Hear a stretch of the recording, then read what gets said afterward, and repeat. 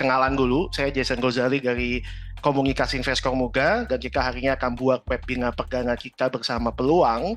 Dan mungkin saya akan kasih sedikit background ya untuk kurang lebih gambaran besar webinar hari ini. Sesi pertama akan ada sesi dari saya, di mana saya akan bahas kurang lebih dalam waktu 20 menit, 30 menit tentang kripto, dan kira-kira apa yang harus kita fokuskan, apakah Bitcoin ini sudah kemahalan atau masih murah, dan nanti di sesi selanjutnya untuk saham US, saham Amerika akan dibahas oleh Bro William, dan nanti di akhir sesi teman-teman bisa tanya jawab, kira-kira mau semacam tanya gimana teknikalnya saham A, saham B, saham C, atau koin A, koin B, koin C. Nanti di akhir sesi Bro William bisa langsung tanda kutip memperagakan layarnya, dan kita bisa sama-sama bahas teknikalnya. Oke, jadi untuk yang sesi pertama ini saya izin sharing screen saya dulu.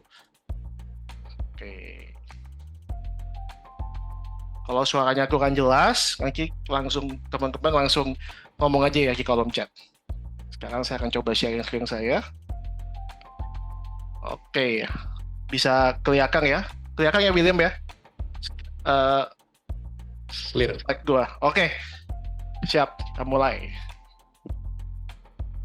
Nah, mungkin sebelum kita mulai masuk ke kenapa kripto menarik, saya akan kasih sebuah background-nya. Saya dan William ini sejak tahun 2013 sebenarnya kita hanya fokusnya itu di saham Indonesia ya teman-teman. Jadi instrumen keuangan kita yang pertama itu adalah saham, dan kita sangat amat percaya dengan saham. Jujur saja, waktu Bitcoin itu mulai rame 2014, 2015, 2016, saya hanya coba sedikit banget. Jadi dari total dana saya pribadi untuk investasi, saya hanya coba sekitar 5% sampai 10%. Awalnya saya akan masuk orang yang nggak percaya sama kripto. Jujur, awalnya di tahun 2013, 2014, apalagi 2019 akhir yang mulai rame, itu saya masih agak nggak percaya. Tapi saya coba, karena saya selalu punya prinsip, saya harus menyisihkan 10% dari dana yang saya alokasikan buat investasi untuk tanda kutip spekulasi. Jadi waktu itu posisi cryptocurrency bagi saya saat itu di 2018, 2019, dan 2020 yang lagi rame-ramenya COVID, posisinya masih spekulasi. Dan waktu COVID pun kan memang kripto naiknya luar biasa banyak. Begitu pula dengan saham kan, saham Indonesia juga naik banyak, saham US juga naik banyak. Jadi bagi saya waktu itu ya kripto menggantikan saham saat itu posisi 2019, 2020 kayaknya terlalu jauh buat saya. Nah, sebenarnya dari 2021, 2022 itu alokasi kripto saya pelan-pelan naik ke 5%, 10%, 15% dari dana saya, 20% sampai terakhir udah sepertiga. Jadi saat ini posisi kripto itu udah sepertiga dari dana yang saya alokasikan buat investasi. Sebenarnya ada satu alasan kuat kenapa saya tiba-tiba mendadak mulai jadi believer kripto dari yang sebelumnya saya nggak percaya sama sekali dengan kripto. Nah, mungkin saya akan coba kasih sebuah background ya. Ini mungkin teman-teman bisa lihat, ini adalah cycle inovasi di dunia bisnis.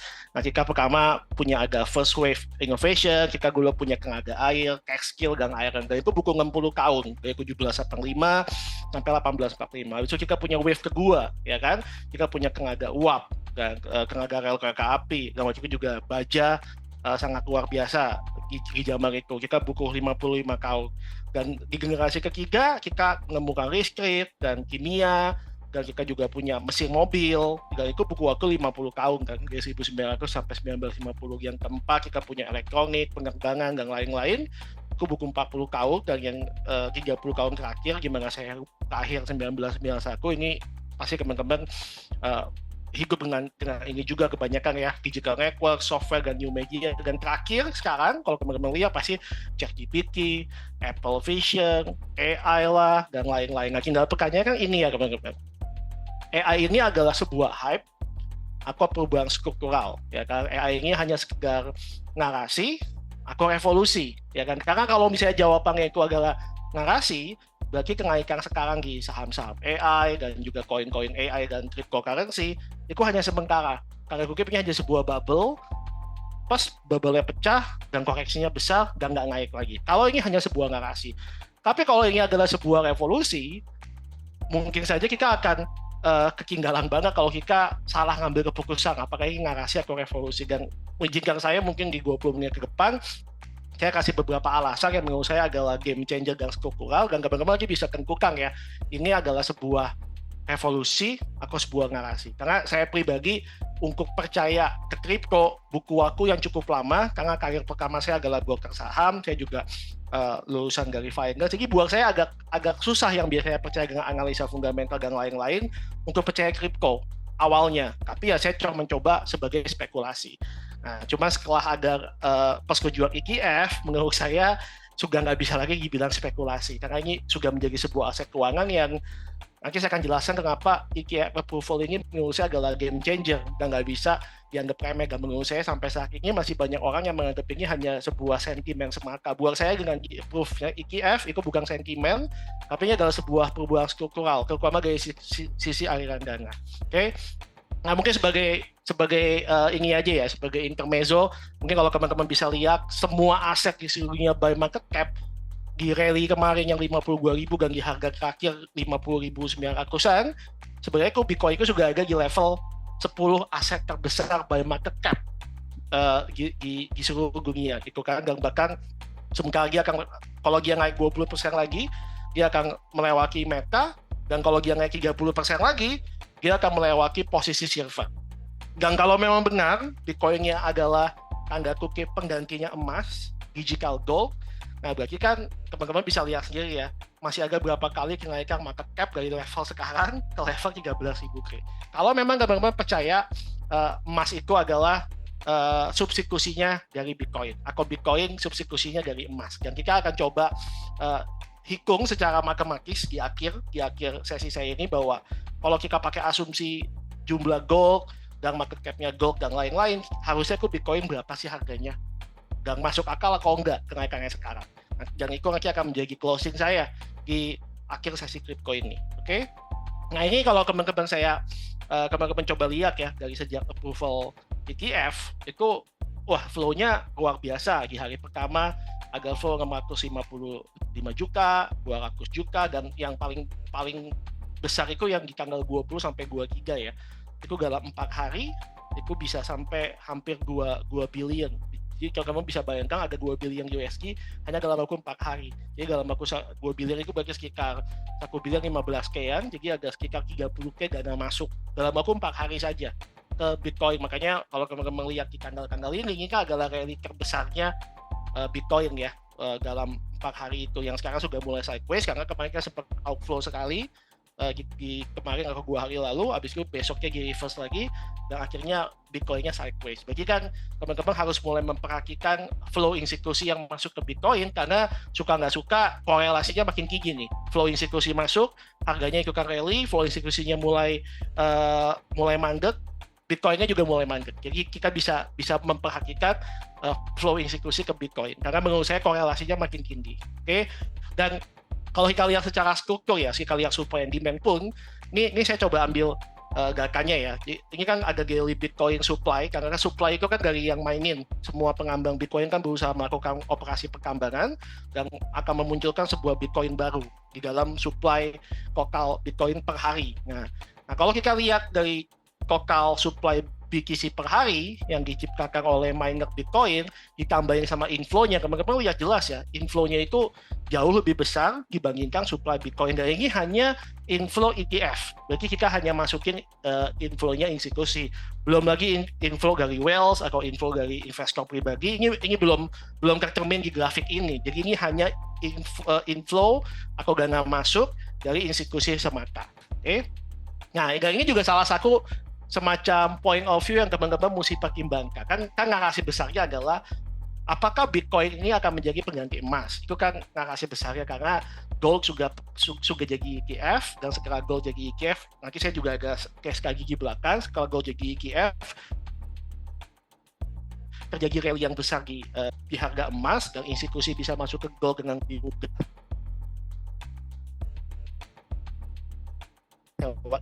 Tapi kalau kita lihat dari flow sejak persetujuan ETF, teman-teman bisa lihat ya, yang warna biru itu adalah Bitcoin, flow-nya naik, sedangkan si gold flow-nya turun. Nah, tapi ini memang kita bisa argue ini baru jangka pendek, karena ini baru tanda kutip sebulan aja kan ETF di-approve. Gimana lagi setahun ke depan. Jadi ini biarkan saya membuka dengan perspektif ini, dan ini menurut saya kayaknya jelas banget ya. Goldnya mulai turun, outflow dan Bitcoinnya mulai inflow. Pertanyaannya, inflow-nya akan seberapa besar? Itu kan pertanyaan besarnya. Sisi ini saya coba kasih sebuah case lagi. Ini teman-teman bisa lihat waktu pertama kali gold ETF itu approve, harga emas itu sempat koreksi dulu 18%. Sebenarnya ini mirip sih sama yang terjadi kemarin pas Bitcoin gitu. Kalau teman-teman ingat, di hari Bitcoin approve itu harga Bitcoin nggak naik. Harga Bitcoin itu nggak lama koreksi. Dan teman-teman kalau hitung koreksinya sampai ke kisaran 38.000-nya Bitcoin, itu sebenarnya turunnya dari high ke low saat itu kurang lebih 16-17%. Persis seperti gimana waktu itu gold ETF itu di-approve, harganya jatuh 17%, habis itu harga goldnya perlahan demi perlahan rally, rally-nya panjang. Oke, jadi setelah ETF approve, akan ada semacam sell on yang sebenarnya masuk akal sih teman-teman. Kalau teman-teman lihat teori saham atau misalnya yang terjadi di saham, biasanya ketika perusahaan itu mengumumkan buyback, ya kan, kita sebagai investor retail, kita mikirnya, wah harganya pasti naik. Itu kan pikiran kita ya. Tapi kalau teman-teman lihat di banyak kasus di saham Indonesia dan juga saham global, biasanya pas ada announcement buyback, itu naiknya cuma 1 jam, 2 jam, atau 1 sesi, habis itu sahamnya mulai turun. Karena teman-teman bisa mikir, ya kan, apalagi ini dalam konteks saham ya. Dalam konteks saham, supply terbesar saham pasti dikuasai sama owner dan majority shareholder. Dan pastinya ini dalam konteks saham Indonesia, mereka juga sudah punya market maker dan kita bisa bilangnya bangga gitu ya. Ya ketika perusahaan mau buyback, kalau saya sebagai pemilik, saya pasti harapin harga sahamnya jatuh, bukan harga sahamnya naik. Kita sebagai investor retail mengharapkan harga sahamnya naik banyak, ya kan. Tapi kalau saya sebagai pemegang saham mayoritas dan saya mengumumkan buyback, sebenarnya saya harapkan harga sahamnya jatuh, habis itu mulai konsolidasi, dan di sana biasanya majority shareholder mulai masuk. Dan sebenarnya itu yang terjadi juga di banyak pergerakan aset yang besar. Dan ini juga terjadi di gold ETF ketika di-announce. Karena kan ketika ETF di-announce kan institusi belum punya barang ya teman-teman ya. Institusi ya ada yang curi start sih sebelumnya. Cuma kan resminya ketika ETF dibuka dia belum punya barang. Habis itu harga emasnya mulai jatuh dan mereka mulai ambil barangnya di market. Nah ini juga sama.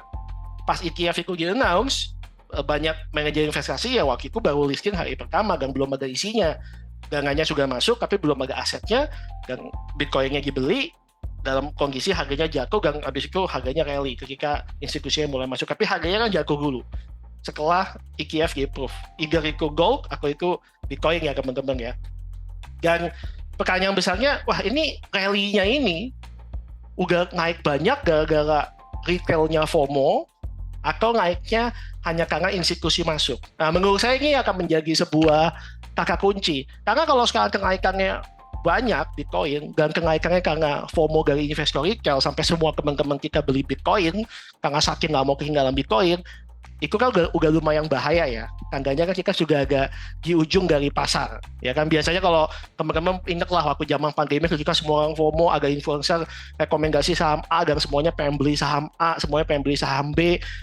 Apapun profesinya, dari ibu rumah tangga, dari mungkin supir ojek online, atau misalnya dari profesional pun, kalau sampai semuanya mau beli saham A dengan influencer rekomendasi saham, biasanya itu udah ujung-ujungnya. Dan kalau kita lihat dengan sebuah indikator, saya coba pakai indikatornya Bitcoin Google Search, volumenya sama harga Bitcoin, teman-teman bisa lihat sebenarnya kalau ingin mencerminkan individu yang, karena kan institusi kan pasti nggak pakai Google Search kan untuk mencari tahu soal sesuatu.